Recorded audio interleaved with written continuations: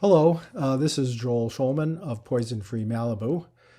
Keon Schulman is our director, and I'd like to talk to you today about what you can do about the situation that Kathy has described so well, what kind of action has been done, and what kind of action is in progress that you could help out with. And we hope to recruit you to our cause. Who are we? Poison Free Malibu. We started in 2012 when we heard of the death of mountain lion P25 in Point Mugu State Park. At that time, we became aware of an increasing awareness of the extent of the poisoning of mountain lions reported in the newspapers and other wildlife too. Although the problem really started in 2004 with the death of two mountain lions in Simi Valley. This really stumped the National Park Service when it happened until they did autopsies and were shocked to find out that it was rat poison that killed the two mountain lions. Our goal is to protect the wildlife and children and pets from toxic pesticides. And our main activity is education. We go to homeowners associations and forums and Earth Day fairs, and we talk to government people, whoever will listen to us, and tell them what we have learned about the wildlife poisoning problem and what they can do about it.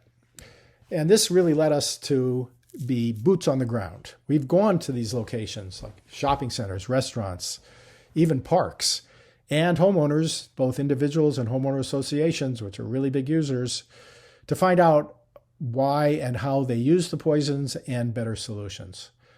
Then we go to policymakers at the city, county, and state level to encourage action to prevent the damage done to wildlife. Here are the four topics I'm going to talk about. Resolutions by cities that will prevent the use of poisons on city-owned property and encourage the citizenry and businesses and homeowners to not use the poisons. Dumpsters are essential. We will explain having a strong ordinance stopping food getting to rodents from dumpster overflow. Third, we will talk about our success on the state level, moratorium on what are called second-generation anticoagulants, AB 1788. Very happy that that happened. Fourth, we'll talk about the coastal zone is a special area where additional protections can be applied. First, city resolutions. A city can ban rat poison on its own property. It cannot mandate legally the prevention of pesticide use by other than city property, as I'll explain later. But we have succeeded in doing this in 11 Southern California cities, and our allies up north have been doing similar action. And it's a great partial step. It stops the use on city property, but it also advertises that rat poisons are bad and increases the consciousness level, especially if the city has an educational outreach program that goes along with the resolution banning the rat poisons. It's a great thing to do in your city. Here's what we did around the Santa Monica Mountains, which we were especially concerned with. All the cities indicated in yellow blocks with red print have passed resolutions of one type or another, and several of them have instituted outreach programs, and it's really helped tremendously with the awareness of the rat poison problem. Liberty Canyon is a special target of protection, you can see in the red block, because that's a super sensitive area. When the wildlife crossing is created, we definitely don't want any poisons anywhere near the place. Malibu is an example resolution, kind of out of date actually. It's from July 2013 because it only is directed at anticoagulant rodent poisons. Now we would certainly just say rodent poisons in general, as I'll explain. But the language is the city council urges businesses to not use the poisons, urges property owners to not buy or use it, and does commit the city to not use the poisons on its own property. Malibu's actually gone quite a bit further. In 2016, it stopped using pesticides on city property period. All pesticides, insecticides, and herbicides too. And in 2019, adopted a detailed earth-friendly management policy. And we encourage you to emulate this in your city. Number 2, dumpsters. It's really important. If you stop using the poisons, let's do it correctly. And that is stop breeding the rodents by supplying them with an abundance of food. Here's a typical dumpster behind your shopping center, your restaurant, movie theater, supermarket. A strong dumpster policy is needed to create the picture on the right. No access to rodents and locked. What is needed is these 3 features in the bottom bullet here. You encourage your city to have a ordinance where monitoring and enforcement is regularly scheduled multiple times a year. And you must have fines. Without fines, nobody cares. It'll be totally ignored. And secondly, dumpster lids are actually not in great shape. Go take a look. They don't even close, or they may be totally purposely left open or even missing. The ordinance must insist that they work. Thirdly, dumpster must be locked. First, that it can only be locked if it's not overstuffed. So that enforces that it's not overstuffed.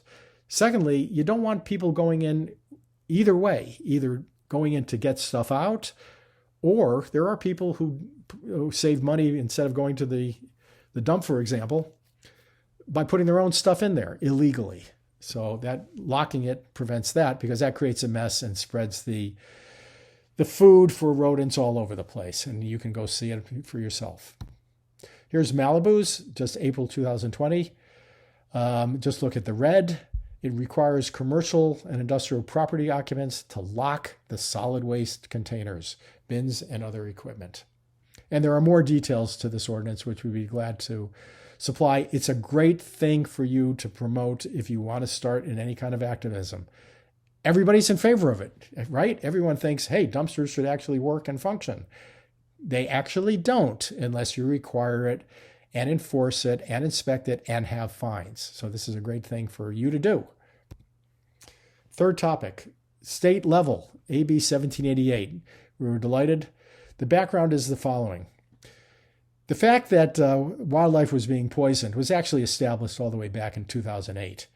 Finally, it took to 2014 to get the official California agency, the Department of Pesticide Regulation, to do something about it. But they're basically representatives of the pesticide industry itself, we found out. So they came up with new rules that were completely ineffective. What they did is they banned this particular kind, second-generation anticoagulant poisons, from consumers. You could not buy it at your hardware store or anywhere else.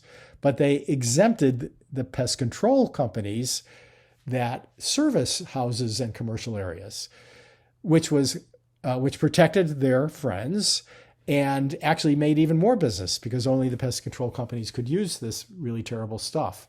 Total waste, we had to wait 4 years for the data to be established that this completely failed.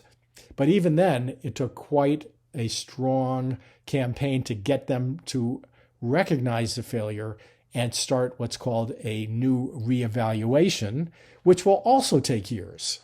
And the fox is guarding the henhouse, because DPR is in charge of this reevaluation.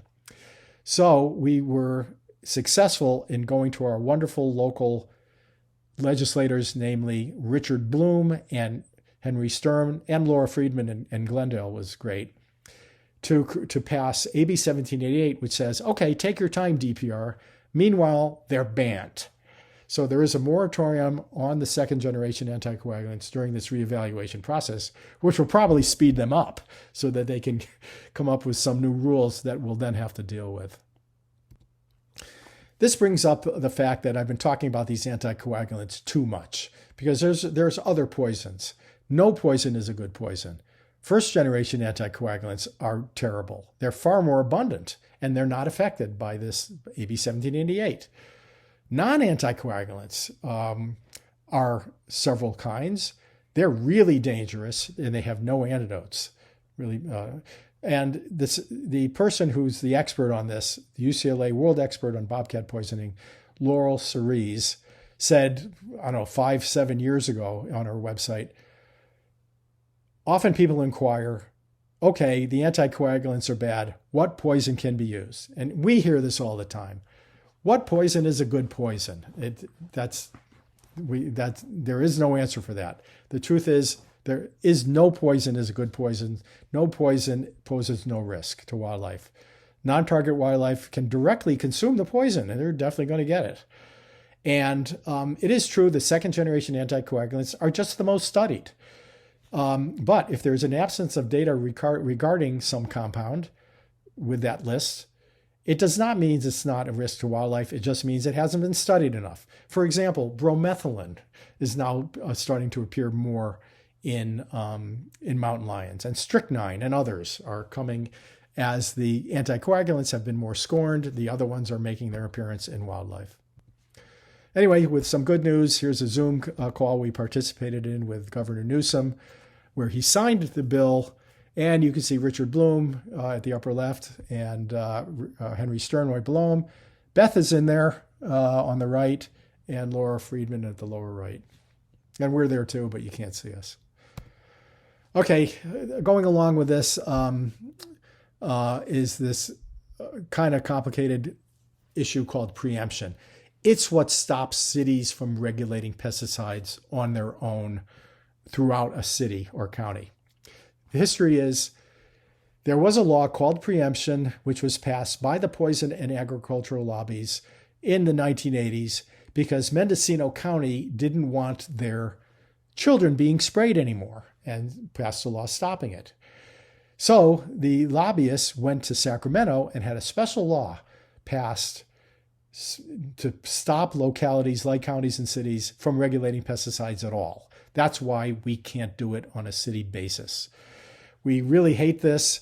With the help of Malibu, we went to the League of California Cities, which is the organization of all the cities of California, and they passed a resolution against preemption, this kind of preemption, in October 2018, which just says they will support it if we can get a legislator to pass a bill, to propose a bill against it, which is a dream that we want to do. This is something we'd love to do, a bill to reverse preemption.